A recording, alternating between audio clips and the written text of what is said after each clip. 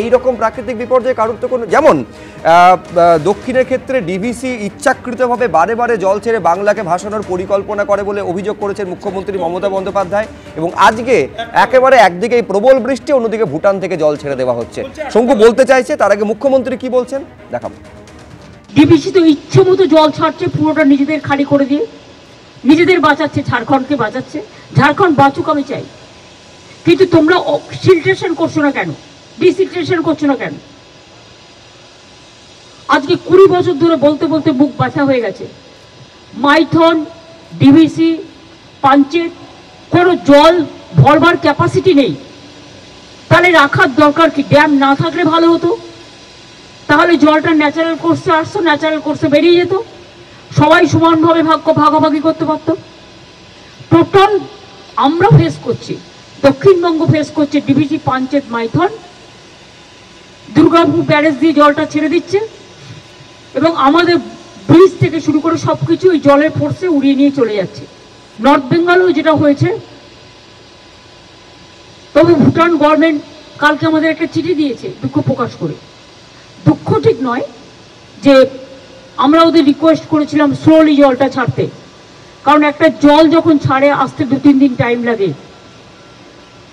এমনিতেই যা ছেড়েছিল তাতে নাগরাকাটা পুরো উড়ে গেছে, ওদিকে ধূপগুড়ি, ওদিকে জলপাইগুড়ি, আরো অনেকগুলো জায়গা, আলিপুরদুয়ারের কিছু জায়গা, মাটিগাড়া, দার্জিলিং, মিরিক, সবচেয়ে বেশি ক্ষতিগ্রস্ত হচ্ছে নাগরাকাটার মিরিক, জোরবাংলো, ওদিকে কালিম্পং ডিসকানেক্টেড হয়ে আছে। ডিভিসি, পাঞ্চেত, মাইথনের জলে মেদিনীপুরের ঘাটাল থেকে শুরু করে অনেক জায়গাতে জল জমেছে, ওগুলো খুব লো ল্যান্ড, যার জন্য ঘাটাল মাস্টার প্ল্যান 20 বছর চেষ্টা করে যখন সেন্টার করেনি, তখন আমরা নিজেরাই প্ল্যানটা করছি। কিন্তু ঘাটাল মাস্টার প্ল্যান করলেও ডিভিসি যতক্ষণ পর্যন্ত এইভাবে জল ছাড়বে ততক্ষণ পর্যন্ত আমাদের অন্য ওয়ে আউটের ব্যবস্থা করতে হবে। আমরা তো চাই ড্যামের দরকার নেই, ড্যাম থেকে কি লাভটা হলো? সঙ্গে খুব দ্রুত আমি দেবনারায়ণদার কাছে আসবো। আচ্ছা, প্রথম কথা হচ্ছে আমি জীবনে কোনোদিন শুনিনি যে জল ওপর থেকে নিচে আসে, এটাই আমরা জানতাম। এখন ডিভিসি কি করে উত্তরবঙ্গে বন্যা করাচ্ছে, মুখ্যমন্ত্রী মমতা বন্দ্যোপাধ্যায়ের বক্তব্যে তিনি বলছেন, এই যুক্তি মানা যাচ্ছে না টেকনিক্যালি, 1। আর 2, দেখুন আমি ডিভিসি থেকে রিপ্রেজেন্টেশন উইথড্র করে নিয়েছি, আমি ডিভিসিকে কোঅপারেশন করবো না, এবং প্রতিদিন ডিভিসি পাবলিকের জন্য, ওনার তো গভর্নমেন্ট ছেড়ে দিন, পাবলিকেলি কমিউনিকেট করে যে কতটা পরিমাণ জল ছাড়ছে, কিভাবে জল ছাড়ছে, এবং সেটা 48 ঘন্টার আগে অ্যালার্ট করা হয়, তার অফিসিয়াল কমিউনিকেশন দেওয়া হয় ওয়েবসাইটে, গভর্নমেন্টকে তো জানানোই হয়। দেবনারায়ণ সরকার না গোটা রাজ্যে তো বালি বেচে দিয়েছে দেবনারায়ণ সরকার। আবার বলবেন এত মানুষ মরেছে, শঙ্কু প্লিজ, জলে ডুবে মরা আচ্ছা দাদা প্লিজ না, সংকোচ রায়ডাক তুষার জল কোথা থেকে আসে? কোথা থেকে? ডিভিসি থেকে আসে। ডিভিসি থেকে বলছে আপনার নেত্রী, এটা কি ডিভিসি থেকে নেত্রী বলছে সংকোচ দুর্গাপুরে ডিভিসির জল উপরে চলে যায়, যার জন্য বন্যা হয়। শঙ্কু বলতে দাও, বলতে দাও প্লিজ। না না না না, শঙ্কু বলতে দাও, তুমি একটা কথা তুমি বলে বিজ্ঞানে কখনো হয় এটা ডিভিসি জল নামে নিচ থেকে জল গিয়ে কোথা থেকে আসে? এটা পরিষ্কার। এমন কি না না না, এটা দিল্লিতে বারবার বারবার বলেছে এটা কোথা থেকে আসে?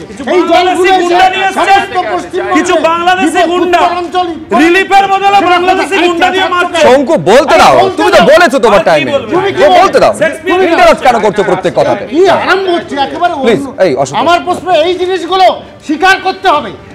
সিকিম তো মানে ভুটান তো পরিষ্কার বলছে এটা করা উচিত ছিল, কেন করেনি? কেন এগুলো করেনি কেন? এই যে জিনিসগুলো জলগুলো আসে, সেই জিনিসগুলো এই কথা বারবারই বলা হচ্ছে, একটা নদী কমিশন তৈরি করে ভুটানের সঙ্গে পশ্চিমবঙ্গের একটা কমিশন তৈরি করে তার একটা সুষ্ঠু ব্যবস্থা করা।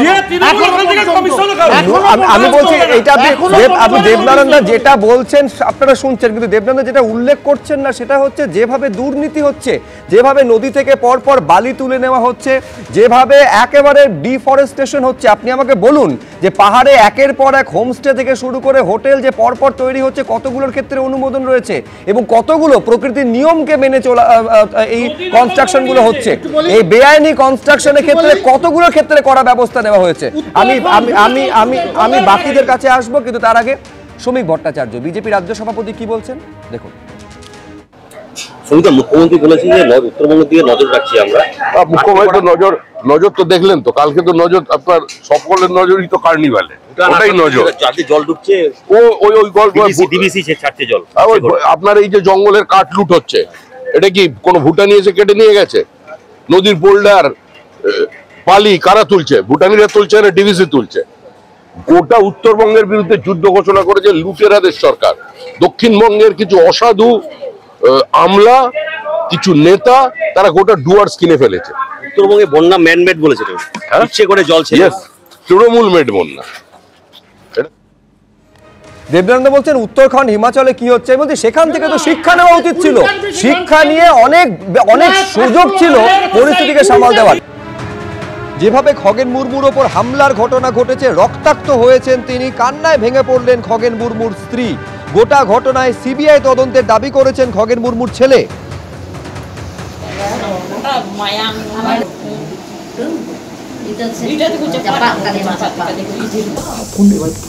ফোনটা রাখেন বৌদি, একটু করে প্রার্থনা আমাদের দিকে।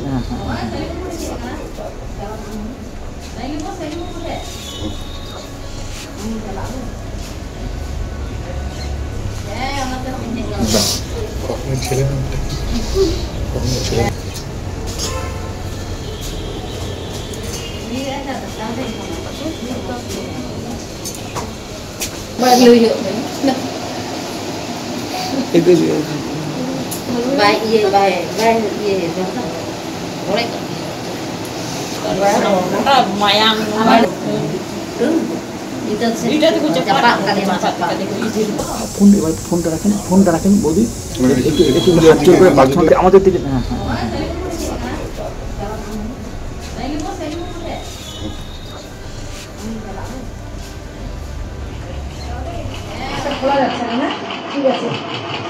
দেখছি যা অবস্থা, মানে খুবই খারাপ অবস্থা, ঠিক আছে। কন্টিনিউয়াস মানে চোখের এখানে লেগেছে, কন্টিনিউয়াস নাক থেকে ব্লিডিং হয়ে যাচ্ছে, মানে লোকাল হাসপাতাল থেকে বড় হাসপাতাল রেফার করে দিয়েছে। এখন কি করবে তোমরা? আমরা এখন ইমিডিয়েটলি ওখানে যাব। স্পটে যাচ্ছ? স্পটে যাচ্ছি, মানে যেখানে হাসপাতালে ভর্তি আছে। বাবার সাথে কথা হয়েছে? না, বাবার সাথে এখনো পর্যন্ত কথা হয়নি। নাক থেকে কন্টিনিউয়াস ব্লিডিং হচ্ছে। কত স্টিচ পড়েছে? কত স্টিচ কটা পড়েছে তা জানা নেই, কিন্তু হলো কি বলে হলো প্রচন্ড ব্লিডিং হচ্ছে। এই যে হামলা, তৃণমূলের চক্রান্ত, প্ল্যান করে তৃণমূলের চক্রান্ত, তৃণমূলের গুন্ডা দ্বারাই আক্রমণ হয়েছে। কি চাচ্ছ এটা? আমরা অবশ্যই সিবিআই তদন্ত চাইছি এটা।